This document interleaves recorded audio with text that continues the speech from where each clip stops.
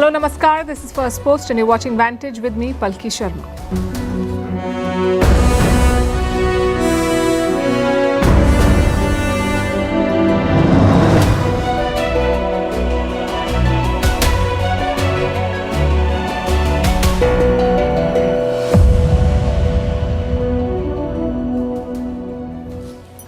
Dhaka is on edge. Former Prime Minister Sheikh Hasina has been sentenced to death for crimes against humanity.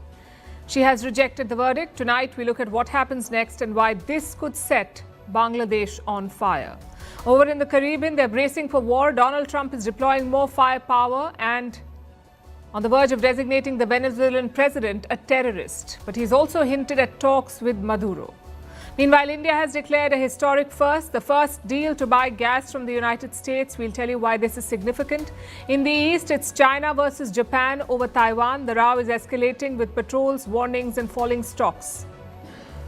A tragedy in Saudi Arabia where a bus crashed has killed several Indians. Is Tim Cook leaving Apple? Who will take over and what is his legacy? Also a report on India's new Rudra Brigade. What is it and why does it matter? How crypto has become a den of illicit money to the tune of $28 billion. And what is brain fog? How do you feel it?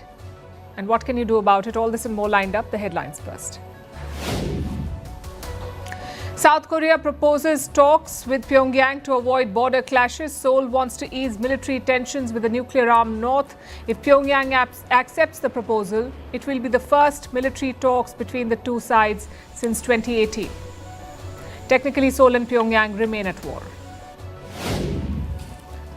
External Affairs Minister S. Jaishankar meets his Russian counterpart in Moscow. Earlier today, he landed there for a 3-day visit. This comes ahead of Russian President Vladimir Putin's visit to India next month. Tomorrow, Jaishankar will be leading the Indian delegation at a meeting of the members of the Shanghai Cooperation Organization. In Denmark, websites of several political parties have been hit by a cyber attack. This comes on the eve of local and regional elections. Pro-Russian hackers have claimed responsibility for the attack. Last week, the same group had targeted several Danish government websites. Germany set to remove restrictions on arms exports to Israel. Berlin has imposed the curbs in August. It was in reaction to Israel escalating its offensive in Gaza. Germany has been one of Israel's staunchest supporters, but in recent months, Berlin has been critical of the Netanyahu government. And Taiwan adds advanced semiconductor equipment to its export control list. Taipei makes nearly all of the world's most cutting-edge chips that power artificial intelligence. The US has already restricted the sale of such chips to China. Washington fears that they could be used to advance Beijing's military capabilities.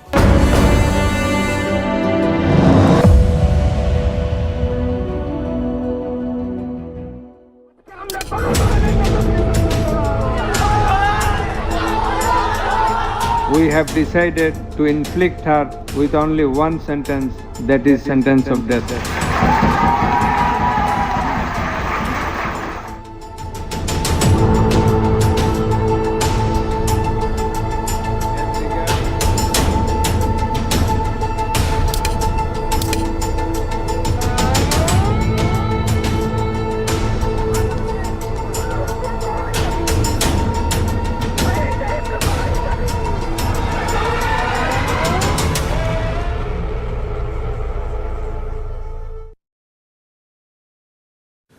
It's a tense Monday in Bangladesh, a day nobody would have seen coming.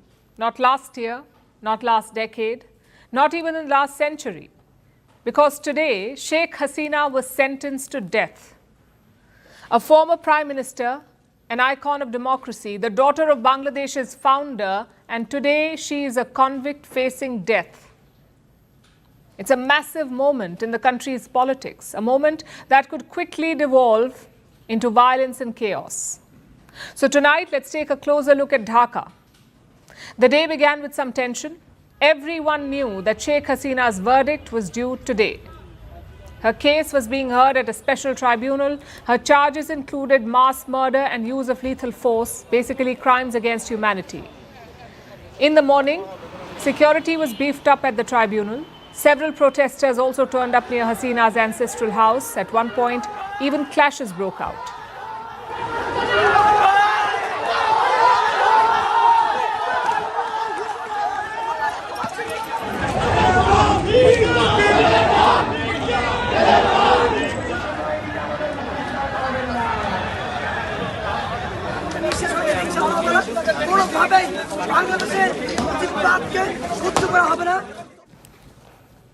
Some quick context here. This case dates back to July 2024. That's when mass protests broke out in Dhaka, July last year. Sheikh Hasina was Prime Minister back then. She ordered the security forces to restore order. But things did not go to plan. As the protests grew, radicals and Islamists hijacked it. So the security officials responded with force. What followed was a tough crackdown. The United Nations says around 1,400 civilians were killed. Now prosecutors say that this was all planned, that Sheikh Hasina asked the forces to kill the protesters, which brings us to present day. The tribunal found Sheikh Hasina guilty of all these crimes and it sentenced her to death. And when that decision was announced, cheers broke out in the room. To inflict her with only one sentence, that is sentence of death.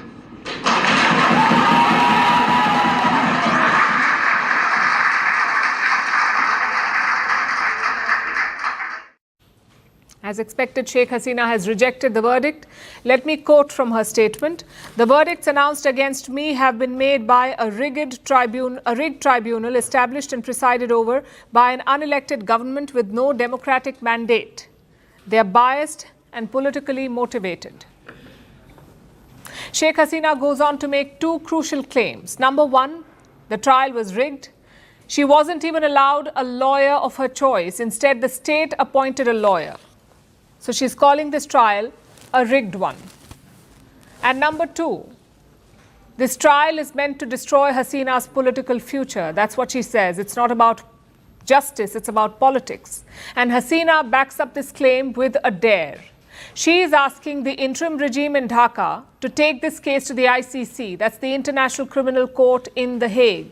This court, ICC, specializes in crimes against humanity. So Sheikh Hasina says, let's have a trial there. But for some reason, Dhaka has not done that. Instead, they're celebrating this verdict. And frankly, it's not surprising. The new rulers of Bangladesh are keen to stamp out the liberation legacy. They don't believe in a secular, progressive country. They're pushing for an Islamist Bangladesh. And today's verdict is a key moment in that transition. The question is, what happens next?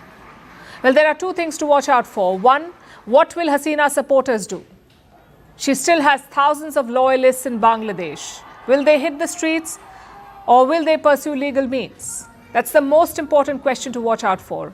Sheikh Hasina's party is sounding defiant and angry. They're preparing for war, they say. The verdict declared today, Bangladesh's people refused it. They don't accept it. Never will. To protest this verdict, a countrywide shutdown will be effected tomorrow. Our war will continue and get more severe as long as the illegal Yunus government does not step down.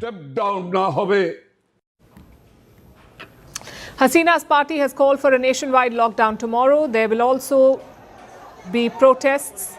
They plan to organize protests from November 19 to 21st. And this is an ominous sign in Bangladesh.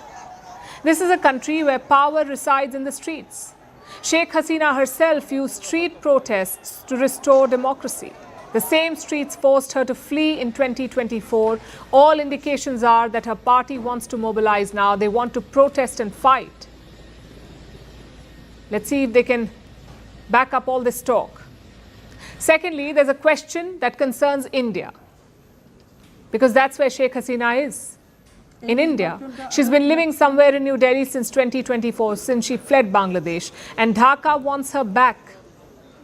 Listen to their statement today. I'm quoting again. We call on the Indian government to immediately hand over these two convicted individuals to the Bangladeshi authorities. This is also an obligation for India under the existing extradition treaty between the two countries. So will India agree? New Delhi has reacted to the verdict. It has simply noted Sheikh Hasina's conviction.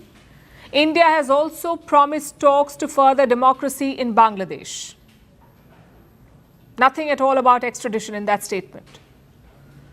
Now, we do have an extradition treaty with Bangladesh, but that treaty has exceptions. It says India can deny the request on multiple grounds. For example, if the charges are in bad faith. So expect New Delhi to push back.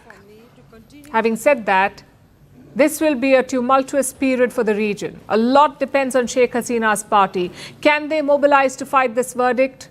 Or have they run out steam after 15 months of crackdown? We'll be tracking this one closely for you.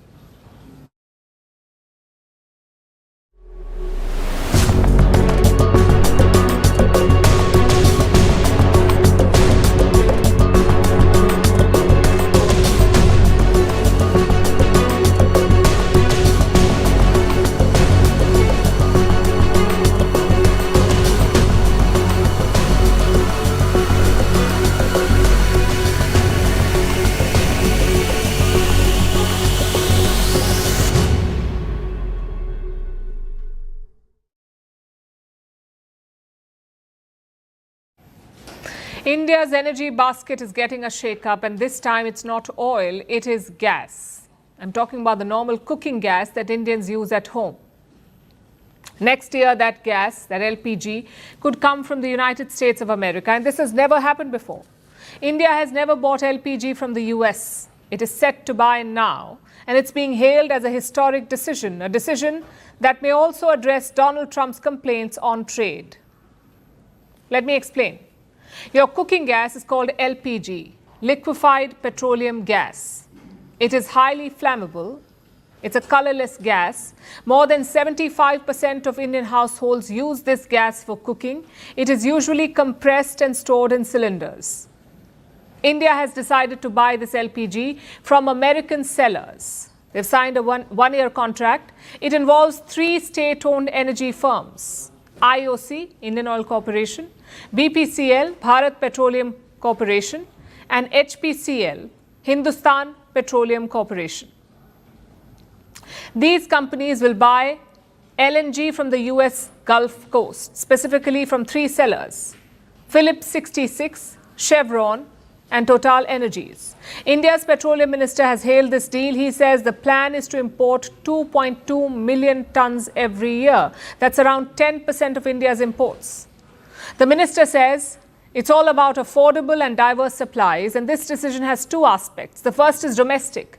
Cooking gas is a key policy issue for Prime Minister Narendra Modi. He wants every Indian household to have LPG. As a result, demand is up. Indians have used 74% more LPG in the last decade, meaning we need stable and diverse supplies. Secondly, there's a global aspect. Last year, the US made up just 0.6% of India's LNG imports. Next year, it will be 10%. Clearly, this is not an organic rise. It shows a conscious decision by India to buy more from the US. The question is why? Well, in the past, traders felt that American gas was too expensive. The journey from the US to India was long. In comparison, West Asia was nearby, so the Gulf Arab nations made up 90% of India's gas imports. Then why are we changing it? Why are we turning to the Americans? Well, like the minister said, diversity is important. Until recently, there was a full-blown war in West Asia. You had missiles flying over Gulf states, so it is important for India to have backups. Plus, this will thrill Donald Trump.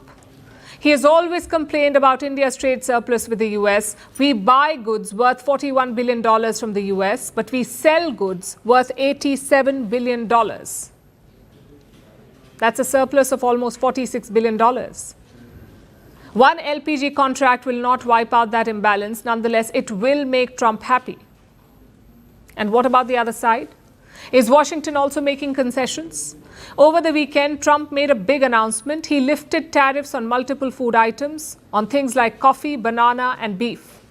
Trump is mainly doing it to lower the food prices at home, but for Indian farmers, it's a relief. They faced 50% tariffs compared to 12 to 15% for others. Indian farmers faced 50% tariffs. Other countries faced 12 to 15%. So with this new order, it's back to default. Indian farm goods will face the same tariffs as others. Experts say Indian goods worth $3 billion stand to benefit. So good news for the agro sector. But other industries are still awaiting relief, like gems and jewelry. This sector was a cash cow for India, gems and jewelry. Nearly 37% of India's precious stones went to the US. But then came the tariffs. India's gems and jewelry exports fell 31% in the month of October. And it's across the board. Diamond exports are down by 27%. Lab-grown diamonds are down by almost 35%. Gold jewelry down by 28%. Silver, 16%. This is an industry that employs 5 million people. So when exports fall, jobs are at risk. And that is why India is so keen to settle that tariff issue. It's not just about the macroeconomic picture, it's also about the jobs at stake. And reports say things are close to agreement. India and the US are looking at a two-part deal. The first part will address the tariff issue, the 25% reciprocal rate and the 25% Russian oil penalty. The second part will address the larger trade agreement, the larger trade arrangement rather. Right now, bilateral trade is $129 billion between India and the US. The target is $500 billion by 2030, and for that, you need a larger free trade agreement. But as they say, one step at a time.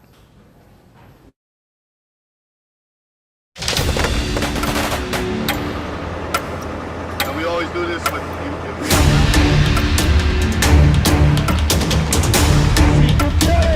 Yo quiero en los más.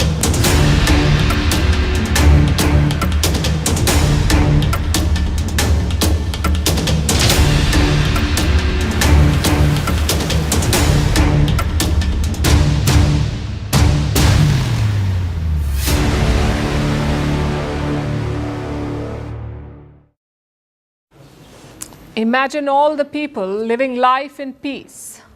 These are the lyrics of John Lennon's 1971 song, Imagine. And why are we talking about it today? Because turns out, Venezuelan President Maduro loves this song. He doesn't just love it, he performs it. He even sang it to crowds in Caracas. Imagine us people. Mira, son jodedores, vale. Now, Maduro may be singing about peace, but his country is on the edge, courtesy the United States of America, more specifically US President Donald Trump. The way he's going, he may be pushing this region into war. The question is Trump planning to invade Venezuela? Will he attack? Because what's unfolding in the Caribbean does not look like a casual naval pit stop. It looks like preparation. What you're seeing is the USS Gerald R. Ford. It's the largest aircraft carrier on the planet. And right now, it is in the Caribbean waters. On board are 60 aircraft, including F-18s. That's a lot of firepower. Plus, there are 1,200 US sailors and Marines in this region. 12,000. The Pentagon calls this Operation Southern Spear. And it's making even close US allies uneasy. The UK and Canada have pressed pause on intelligence cooperation. This is after Washington's controversial boat strikes. Since September, the US has launched 21 strikes on what it calls drug-running boats. They've attacked 21 boats. They've killed more than 80 people, 80. The Americans say that they were part of Venezuelan drug cartels, but there is no public evidence of this. Critics say the American strikes are unlawful. Lawyers say Washington is operating in a legal gray zone, but the Trump administration does not care. It is doubling down. It is set to designate Venezuelan drug cartels as terror groups. We are talking about the cartel de los Soles. And what is that? It's a loose network of Venezuelan military and political figures. The Americans say together they are involved in drug trafficking. And the US had sanctioned it earlier, this network. They'd sanctioned the network, but now they're labeling it as a terrorist organization because calling them terrorists gives the United States a much bigger toolbox. It means more aggressive crackdowns. And here's the important part. Washington claims that President Maduro leads this cartel, the Los Soles. So this designation of them being terrorists is basically like the Americans calling the Venezuelan president a terrorist, a charge that Maduro has obviously denied vehemently. But what's in it for Washington? Why are they doing this? What are they trying to do here? What is their end goal? Trump was asked about this, and he seems to be suggesting talks with the Venezuelan president. With the designation of that cartel associated with Maduro, does that mean that the U.S. government can target Maduro's assets or infrastructure inside Venezuela? It allows us to do that, but we haven't said we're going to do that. And we may be having some discussions with Maduro, and we'll see how that turns out. They would like to talk. Now, here's the uncomfortable truth. No one wants a war, but everyone seems to be preparing for it. On one side, there's a US president who likes decisive gestures.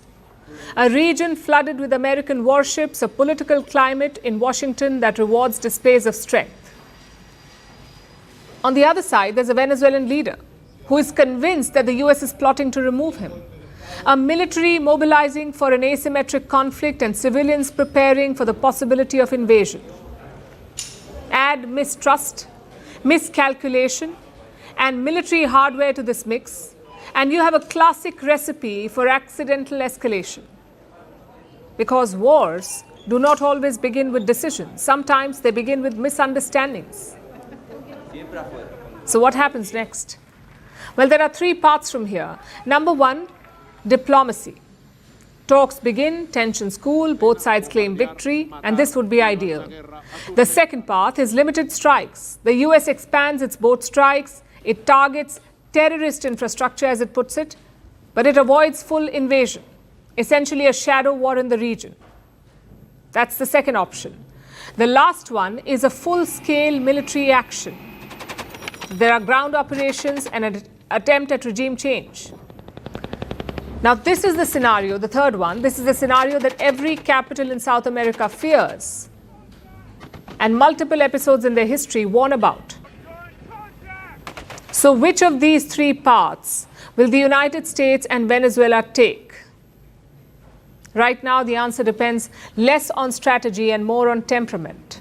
In a region that has seen coups, invasions, sanctions, and secret wars, all it takes is one spark to turn into a wildfire.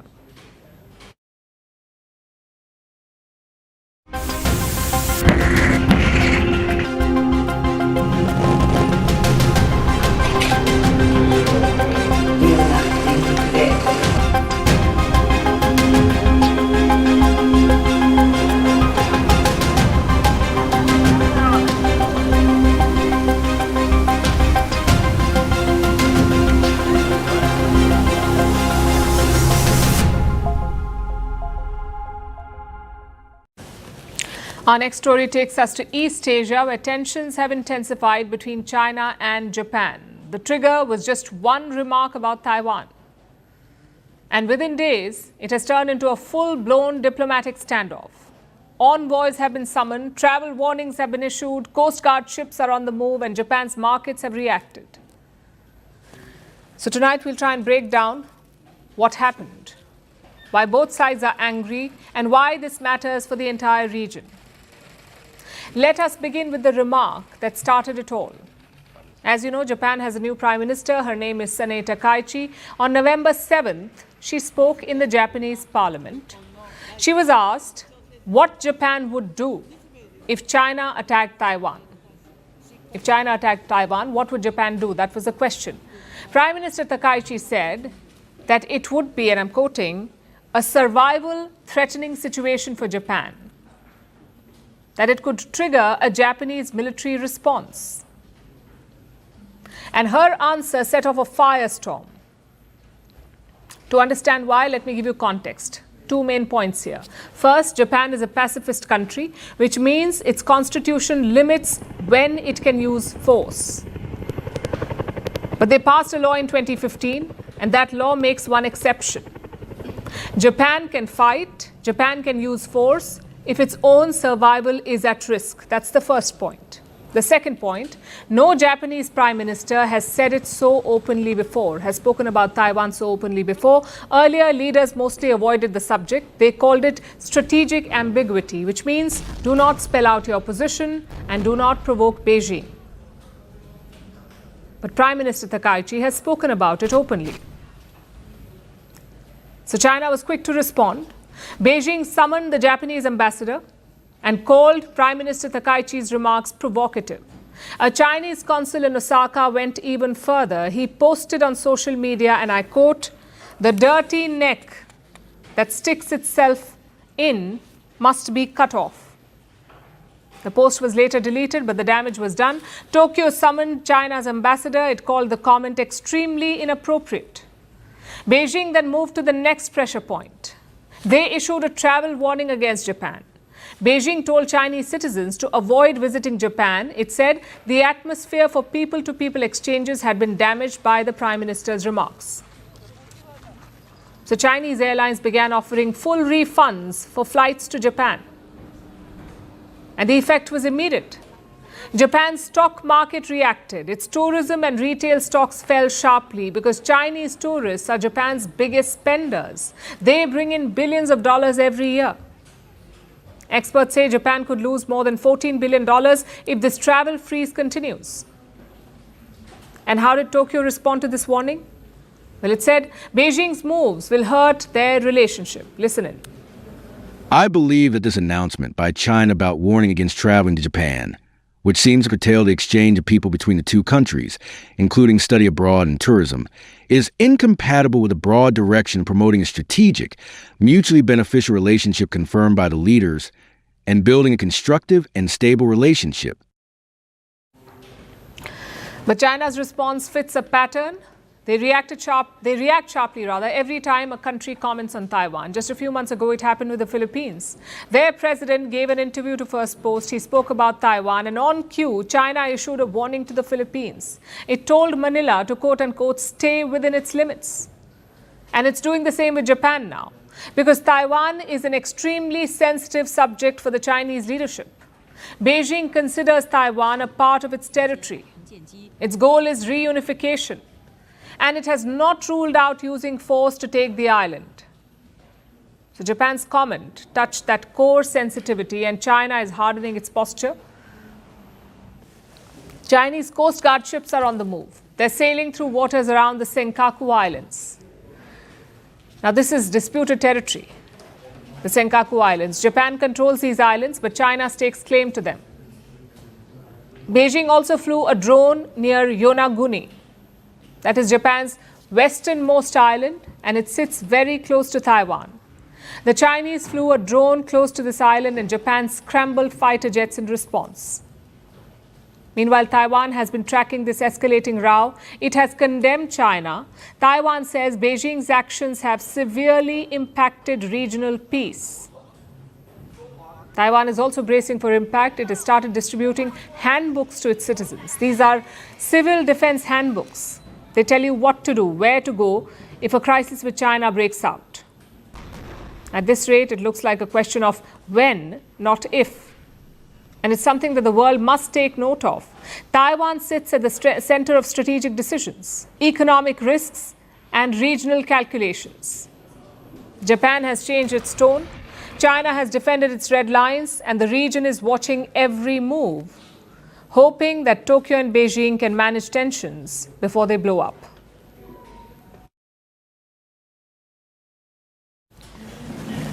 Our next story is from Saudi Arabia, where a bus carrying Indian nationals has crashed. It happened on the road between Mecca and Medina. Mecca is Islam's holiest city. Medina is the city where the Prophet Muhammad is buried.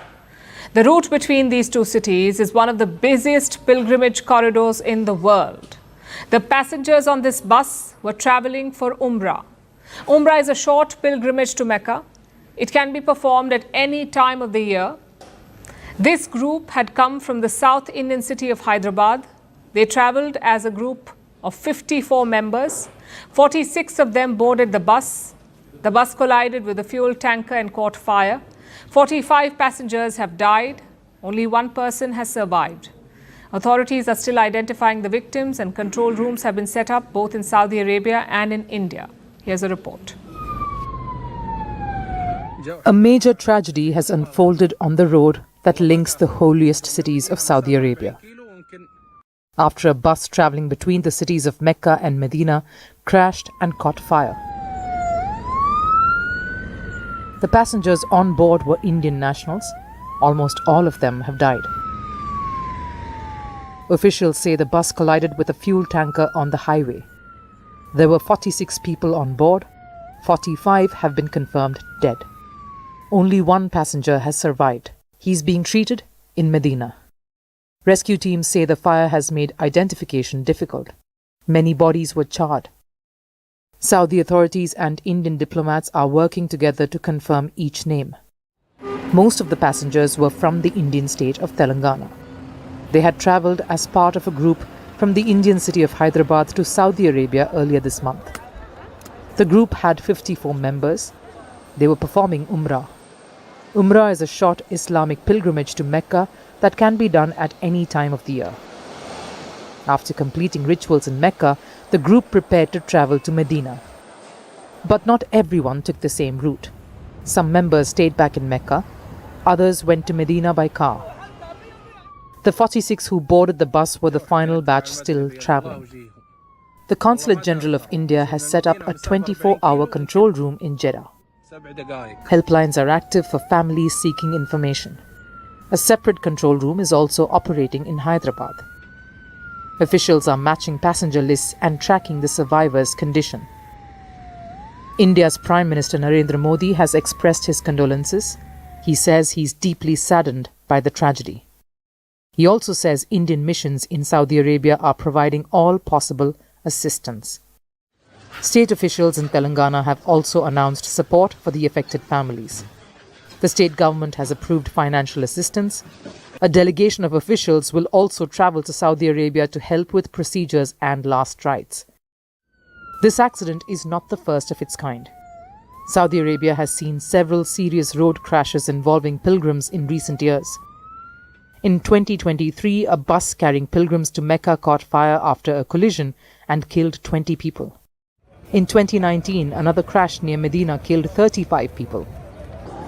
A 2023 United Nations statement reportedly noted that Saudi Arabia had a high rate of road fatalities compared to other high-income countries. These routes are among the busiest during pilgrimage seasons. Millions of people travel through them every year from across the world. For now, families in India are waiting for confirmed identifications. Control rooms are receiving calls, officials are verifying names. And in Hyderabad, families are coming to terms with the scale of the loss.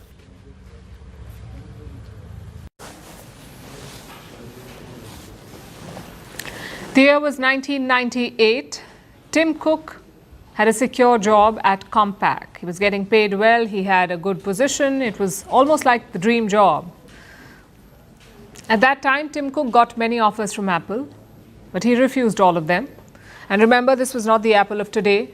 This was Apple before the iPod, the iPhone, iTunes, all of it. The company was struggling, in fact.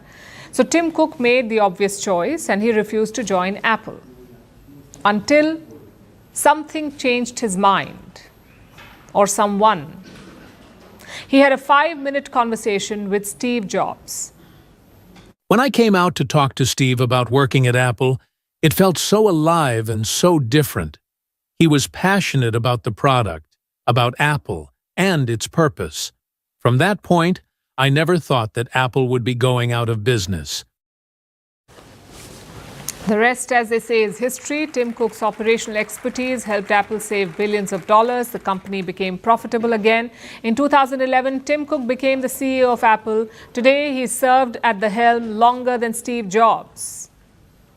But now there is talk of him stepping down. Reports suggest that he could step down as CEO as early as next year. And who will replace him? Well, Apple is planning for the succession.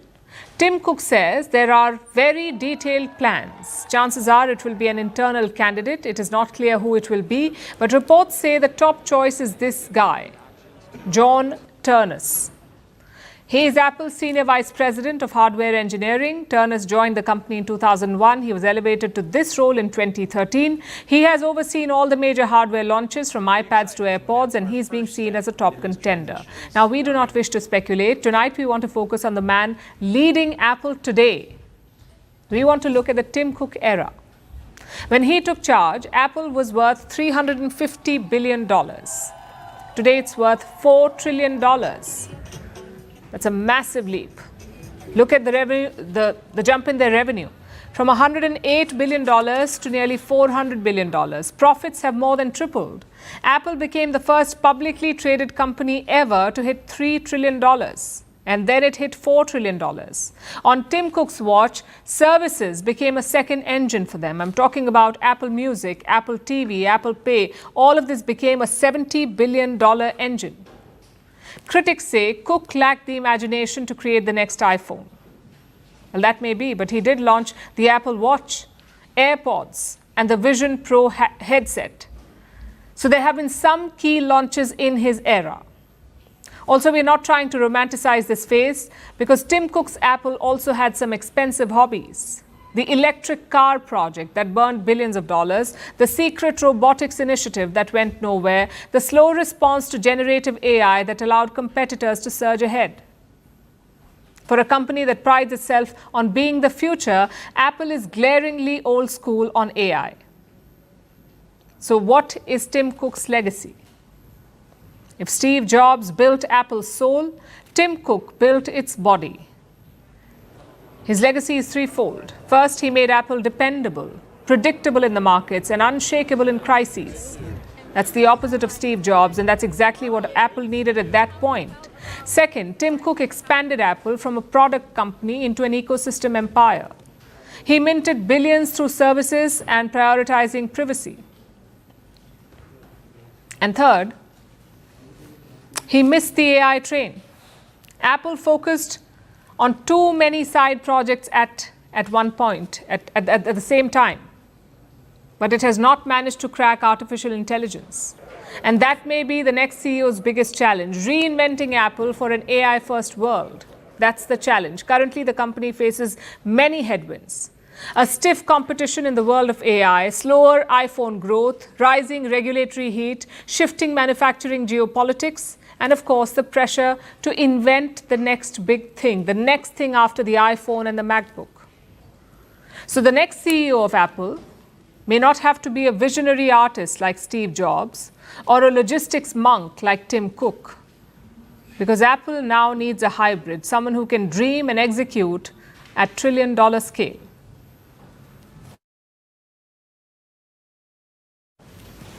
Our next story focuses on the Indian Army. They're undergoing a quiet but important shift. It's a shift built around a new formation called Rudra. Now, Rudra is not a weapon. It's a fully integrated brigade. It brings tanks, artillery, drones, and infantry into one team. Together, they make the Rudra. It was recently tested in a large exercise on the Western Front, and that test revealed a much bigger story. Rudra is part of a broader update to India's war planning, an update that in fact began 24 years ago. It started after the 2001 Parliament attack. That attack triggered a massive mobilization in India. It was called Operation Parakram. And it showed how slow we were. It showed how the lack of speed could limit India's options. So the army started working on a new doctrine. It was called Cold Start. It focused on speed and agility. But the battlefield has evolved since then, and India is updating its doctrine again. That's where Rudra comes in. Our next report explains. India is quietly rewriting its war plans. And the new name on the table is Rudra. Rudra is not a weapon system. It is a new kind of brigade, a fully integrated all-arms formation. It is designed to train together, move together, and fight together. The Indian Army tested this brigade during Exercise Trishul on the Western Front earlier this month. There, A Rudra brigade, codenamed Black Mace, was put through full operational validation. The brigade brought tanks, mechanized infantry, and artillery into one plan. It included air defense, engineers, signals, and logistics units. And drone detachments were also reportedly part of the group. The Indian Air Force also joined the mission. Fighter ground attack sorties were carried out. Attack helicopters flew in support. Special heliborne operations were also included.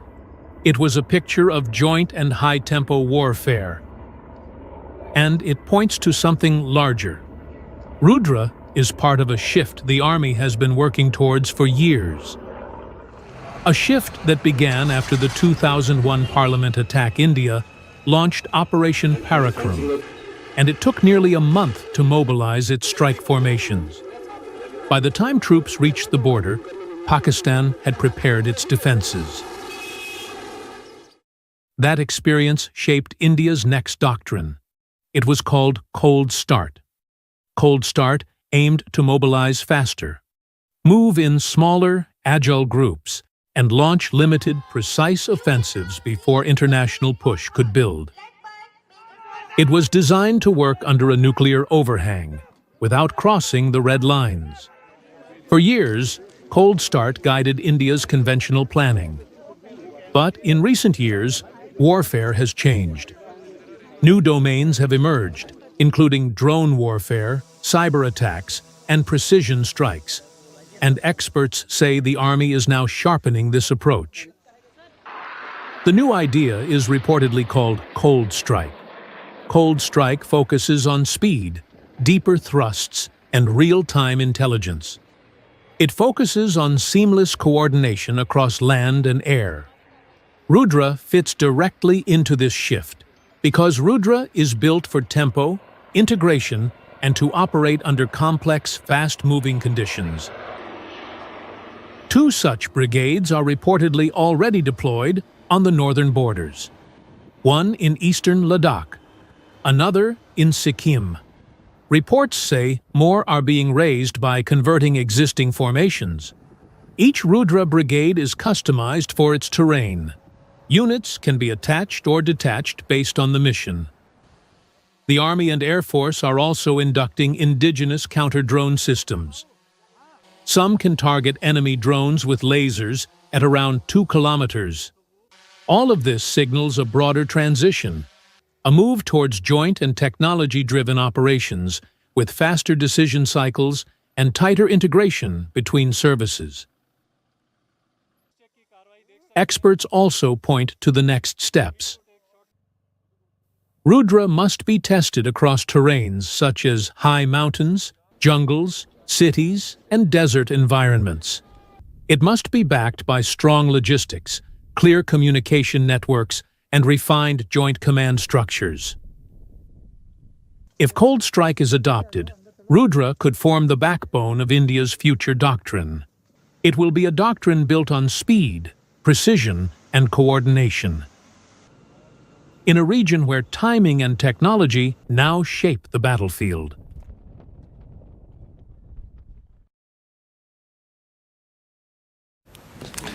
Tech bros say cryptocurrency is the future. It's fast, expansive, and confidential. But here's what they won't tell you. Crypto remains a den of illicit activities and money. It's been a problem since the so-called crypto revolution started, but now we can put a number to it. $28 billion, that's how much illicit wealth is lying in crypto exchanges, $28 billion. We're talking about money from scams, extortions, and even terrorism. And it's a timely reminder for the world. Everyone is in a race to become the crypto capital, but are we ready for the regulatory challenges ahead? Our next report tells you. 38 news outlets, 10 months of investigation, and one stunning revelation. The crypto world has a $28 billion dirty money problem. It's become the go-to platform for bad actors, whether it's hackers in North Korea, or scammers in Myanmar, or extortionists in America. Around $28 billion of their illicit wealth is parked in cryptocurrencies. The reasons are obvious. Crypto exchanges offer global connectivity and secrecy. You can use your ill-gotten dollars or euros to buy cryptocurrency. With the click of a button, you can transfer it to the other side of the world. From there, you can convert the crypto to currency again. It's an ideal platform for illicit activities. The joint media investigation has unearthed some of the filth. Crypto exchange Binance handled $400 million from Huyoni Group, a Cambodian laundering front. They also got $900 million from North Korean hackers. In India, at least 27 crypto exchanges have been flagged since 2024. Put together, they have scammed $73 million out of more than 2,800 people. If this information is known, why isn't there a crackdown? In the past, some exchanges have faced the music. Binance cut a deal with the US government in 2023 after being charged with money laundering. That too, for groups like Al-Qaeda and Hamas. Eventually, Binance paid $4.3 billion to settle the case. Yet 2 years later, the racket continues. What can governments do to tackle this? In the US, it's bonus season for crypto exchanges. Donald Trump wants to turn the US into the world's crypto capital. His family has a crypto firm of their own. Back in May, Binance signed a $2 billion deal with Trump's firm. So forget cracking down, the US is embracing crypto. Here in India, it's more complicated. The government has imposed steep taxes on profits from crypto. The goal is to discourage wild speculation. As for regulation, the Indian government is wary. It has opted for case-by-case regulation instead of a blanket law. An RBI document reveals why. India feels regulation will grant legitimacy to cryptocurrencies, that it will make the sector acceptable to the public. This is a challenge faced by countries around the world. Yes, they want to capitalize on the crypto rush. At the same time, they want to protect their consumers from scammers. So, what's the solution? The future of crypto regulation lies in global cooperation. A set of worldwide rules that will keep this worldwide network in check.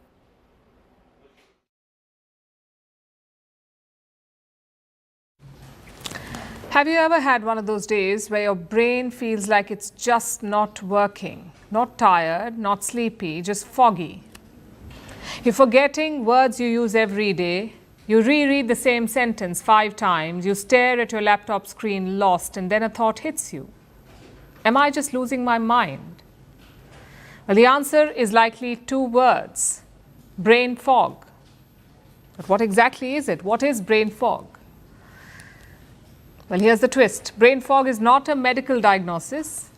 It's a feeling with very real consequences. People use the term when their brain behaves like a slow device. You have trouble focusing, you forget things. There's difficulty following conversations. You have slow reaction time. Words get stuck somewhere between the brain and the mouth. And the condition is not new, it's been around for centuries, but it's only recently that we started calling it brain fog. In 1817, physicians described it as the clouding of consciousness. In the late 1900s, patients with chronic illnesses talked about the term brain fog.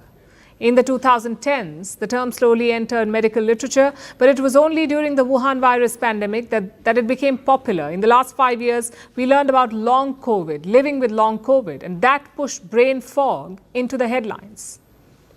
It's now become household vocabulary. And now we use it every time we forget why we opened the fridge. But why does it happen?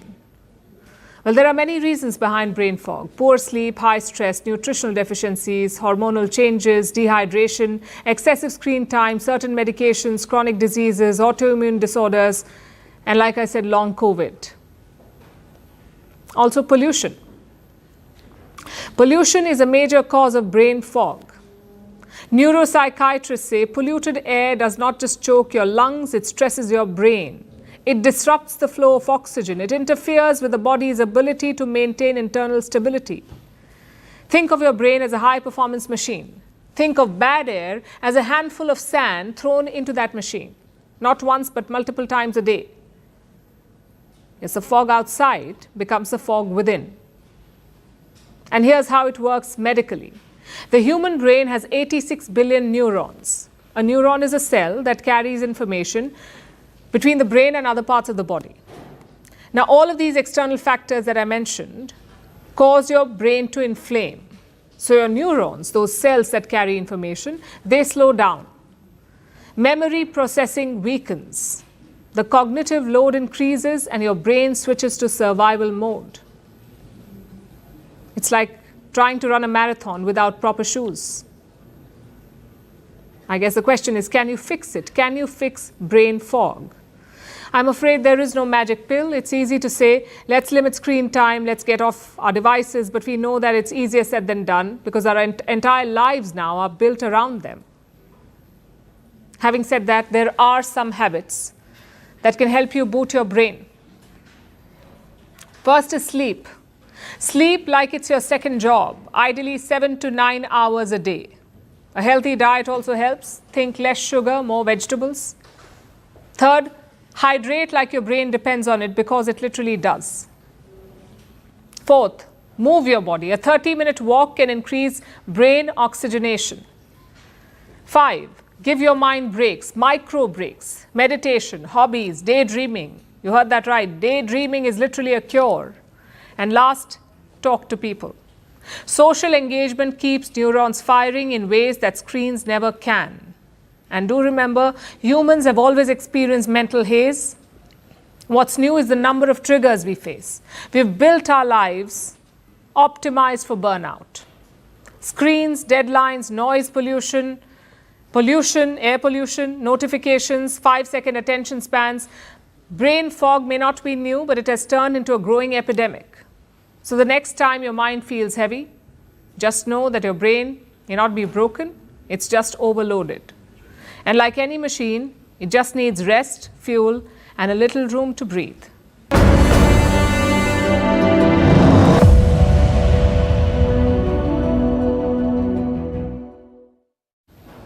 Are you a young man looking to date? If you are, billionaire Bill Ackman has some tips for you. He wants you to walk up to someone and say, "May I meet you?" Not, "Can I talk to you?" Not, "Hi, what's your name?" He wants you to say, "May I meet you?" Apparently, it works for Bill Ackman. He says he has never had a negative reply to this question. Just one problem though, this is 2025. This is the age of Gen Z and Gen Alpha. "May I meet you?" is not a good line for them. It's a one-way ticket to Troll Junction. That's exactly what happened to Bill Ackman.